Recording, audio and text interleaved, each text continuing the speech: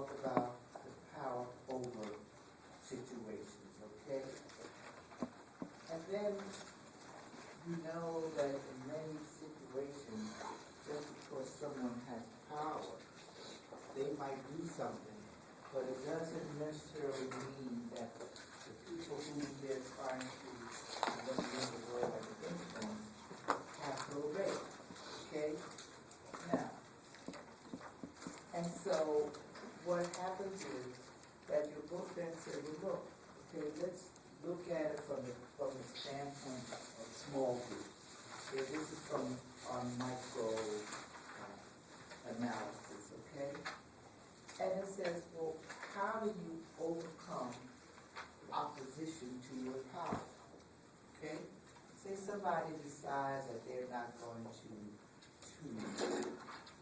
do what you say to do. Okay? How do you overcome the opposition? What's one of the ways that you overcome people who are opposing what you want done? Bribery. What do we call that? A reward. Okay, your text calls that a reward. And clearly, it's bribery. Okay?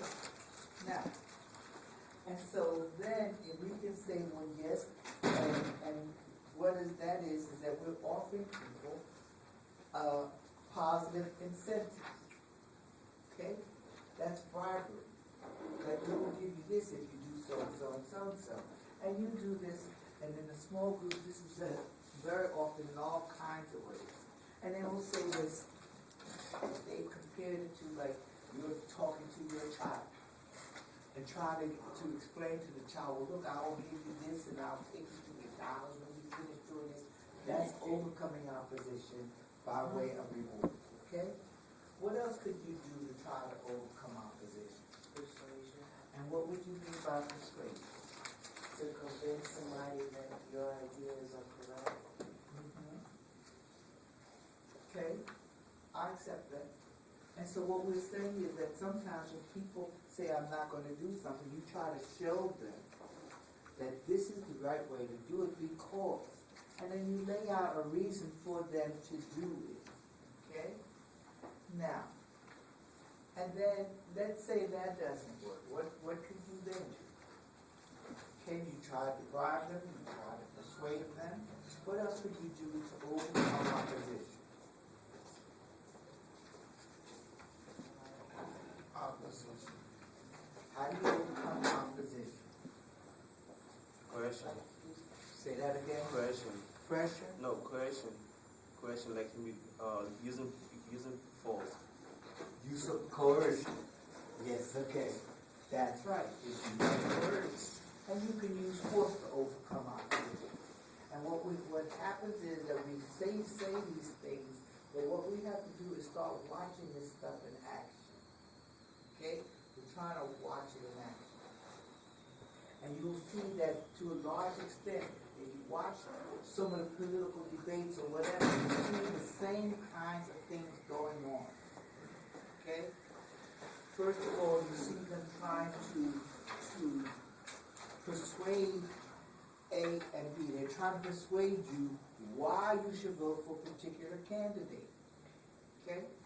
They try to give you some persuasion, and they try to use some rational reason why you should vote for a particular candidate.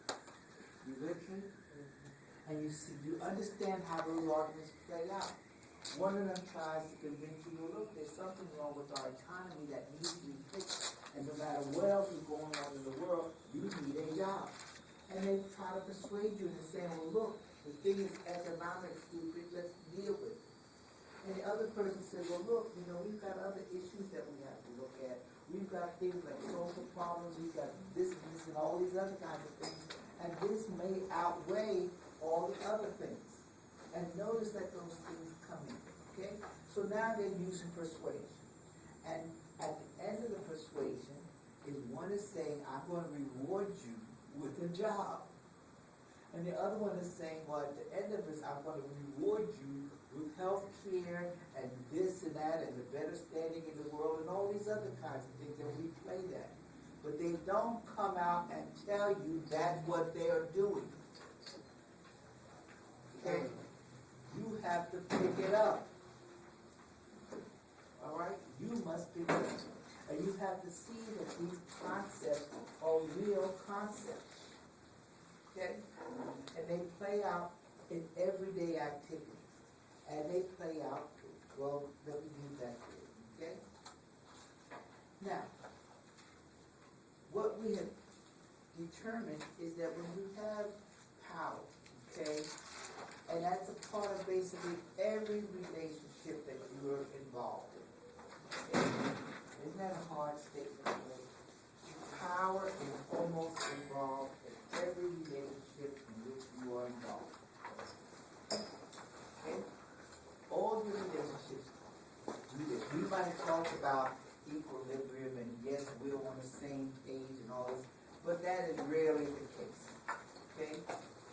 Almost in every discussion, there's a give and take. And maybe discussion 1, A has the power, and discussion B, or 2, G has the power.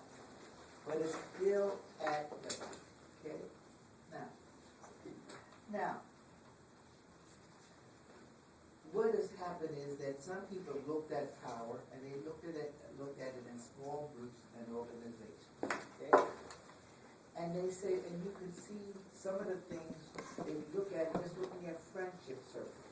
And you'll notice that when you read some text, they will give you little outlines and matrices and all kinds of things, okay, to show you how people are relating to each other.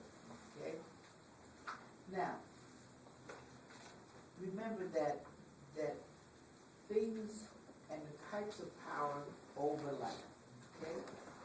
And so what happened is that they determined to a large extent that there are 6 bases of power. Okay? Good morning. Now, they start by saying that one of them is reward power. Okay? That when you're in a small situation, a small group, whatever, you have reward power. How do you get the power to reward somebody? What gives you the power to reward somebody? You have the value. Okay? You have what they need. You have what they want. You have control over what they need and what they want. So one of the things is that control gives you power. Okay? No matter what it is, that gives you power. Okay? And you'll see that these things happen. I don't want to get deep about this, but understand that these things happen even in social situations. Okay? Now, that's number 1. Secondly, they say that you should also use coercive power, okay? And that's by withholding the resources, okay? You have control over it, you withhold it, that's all. Now, and then you have what we call legitimate power, okay? Now, legitimate power is to say that, look, I think that you have the right, because we've given you the right to do certain things, okay? And therefore, what people do is they will bow to you or allow you to do things because they feel they ought to do it because you have the power over them, okay? And this might be by way of that could be lectures, could be anything that gives you legitimate power. Then we have, when we're talking about groups who's interacting with one another, you have referent power. Now, what do you think referent power is? What is referent power? Somebody has power. Okay, let's try to get it again. You notice that the newspapers endorse candidates. What's that? That's referent power. Okay? Somebody gets ready to come, somebody comes to do something, and notice how we do things. You say, well, if you go to so-and-so, if you're looking for a job, tell him that I referred you. You understand that? Okay? And sometimes you talk to your friends, well, look, if I go to so-and-so, can I use your name? That's referent power. Okay? Because the person who's receiving it is going to bow to the fact that you were referred by somebody whom they feel has some power or they have respect for or something of that nature. You with me? Okay. So that's when we talk about referring power. And then we have what we say. Now notice that people use referring power, and even though the person may not even know that they have the power, but they have it, you've given it to them. Okay. Now we have expert power. And what is expert power? How do we get expert power?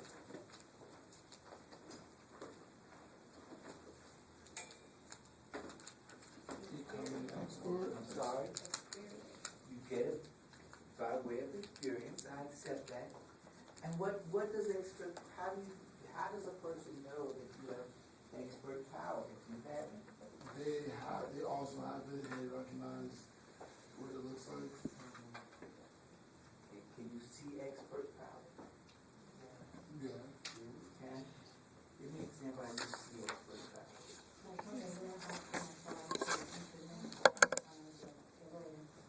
A lawyer does what? I see what you're saying. You're saying that you go to a lawyer because you feel that the lawyer at least knows something much more than you do about a particular topic, and as a consequence, they have expert power. And that's what your book says, okay?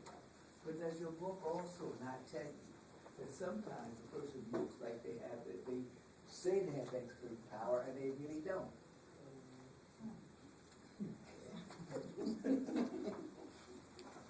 All right? I understand. Now, we laugh at that, but understand. Often you go to a doctor, and when you go to the doctor says, well, here, A, B, or C things is wrong. And what's the first thing they tell you to do? Go seek another opinion. Okay? Now, does that make sense if your doctor has expert power that we say he or she has?